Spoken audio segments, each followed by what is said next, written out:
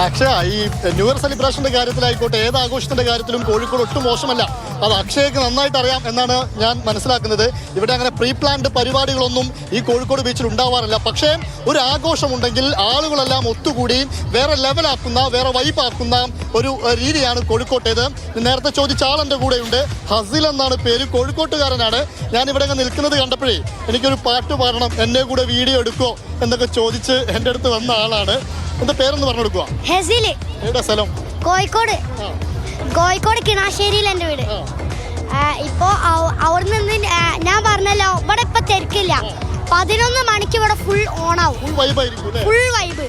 ഹസിൽ എപ്പോഴാണ് ഇവിടുന്ന് പോവാ? ഞാനോ ഇവിടുന്ന് 1 മണിയാവും. നേരത്തെ ഒരു കാര്യം എടുത്ത് പറഞ്ഞിരുന്നു. എന്തായിരുന്നു? പാട്ട് പാടില്ലേ? അങ്ങ് വാനക്കോണില് മിന്നി നിന്നൊരമ്പിളി, അമ്പിളിക്കരക്കുള്ളില് ചോര തൺമുയൽ, ഇങ്ങ് വീണ തുരത്തില് നീർപ്പരത്തിൽ ഇലലിടും, അമ്പിളിക്കരക്കുള്ളില് ആമ കുഞ്ഞനോ ആമ കുറുമ്പനെന്ന് നെഞ്ചത്തെ തിരച്ചെല്ലവുമായി താനെ വലിഞ്ഞു കയറി അരത്തിൽ ഇങ്ങോ അവനിയല്ലോ. ഹസിൽ എൻ്റെ അടുത്ത് നന്നായിട്ട് പാടി കേട്ടോ. ഒരു ഹാപ്പി ന്യൂ ഇയർ പറഞ്ഞേ. Happy new year. കിടിലൻ കലാകാരനാണ് ഹൻസിൽ എന്നുള്ള സംശയമില്ല. കാരണം പാട്ട് പാടി പാട്ടിന്റെ ഇടയ്ക്ക് അതിനുള്ള മ്യൂസിക് ഒക്കെ സ്വന്തമായിട്ടിട്ടു. അടിപൊളിയാണ്, സൂപ്പറാണ് നമ്മൾ പറഞ്ഞു പറഞ്ഞേക്ക്. അതെ അതെ, ഹസിൽ എൻ്റെ അടുത്ത് വന്നപ്പോഴേ പിന്നെ എനിക്ക് കുറേ പാട്ടറിയാം, ഏത് പാട്ടാണ് പാടേണ്ടത് കൺഫ്യൂഷനാണ് എന്നൊക്കെ പറഞ്ഞ് എൻ്റെ മൊബൈൽ വാങ്ങി സ്പോട്ടിഫൈ നോക്കി അങ്ങനെയാണ് ഈ പാട്ട് സെലക്ട് ചെയ്തെടുത്തത്.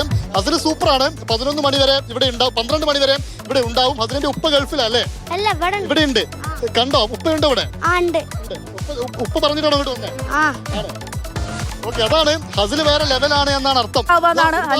പറഞ്ഞത് 11 മണിയായി നമ്മളൊപ്പം ചേർന്ന് അടിപൊളി പാട്ടൊക്കെ പാടാൻ വരണം എന്ന് പറഞ്ഞേക്കൂട്ടോ.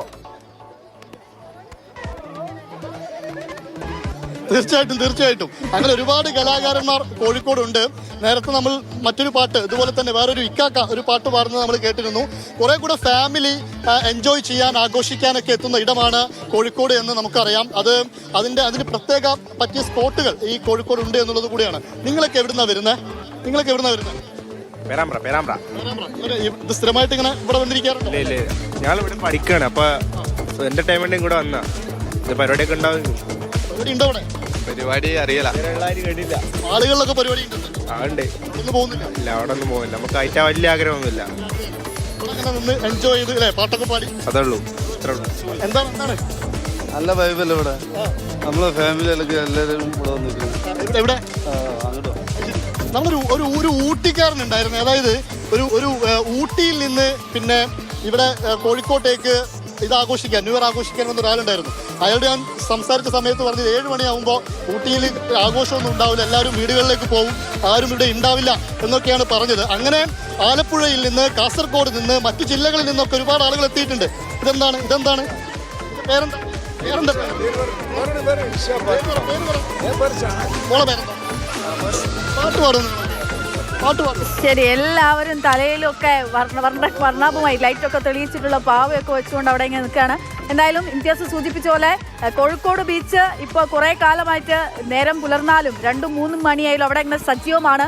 ആൾക്കൂട്ടമായിരിക്കും നിറയെ. ഇന്നിപ്പോൾ ന്യൂ ഇയർ ആയതുകൊണ്ട് ഒരുപാട് ആളുകൾ എത്തുകയാണ്. പല ജില്ലകളിൽ നിന്നുമുള്ള ആളുകൾ കോഴിക്കോട് ആസ്വദിക്കാൻ, കോഴിക്കോട് അങ്ങാടി ആസ്വദിക്കാൻ, കോഴിക്കോട് ബീച്ച് ആസ്വദിക്കാൻ 2026 വരവേൽക്കാനായി കോഴിക്കോട്ട് ഇങ്ങനെ ഒത്തുകൂടിയിരിക്കുകയാണ്. അവിടെ ഒത്തുകൂടി പാട്ടൊക്കെ ഉണ്ടാവാനുള്ള സാധ്യതയുണ്ട്. സാധാരണഗതിയിൽ അങ്ങനെയുള്ള കുറേ പരിപാടികളൊക്കെ അരങ്ങേറുന്ന ഒരു സ്ഥലമാണ്.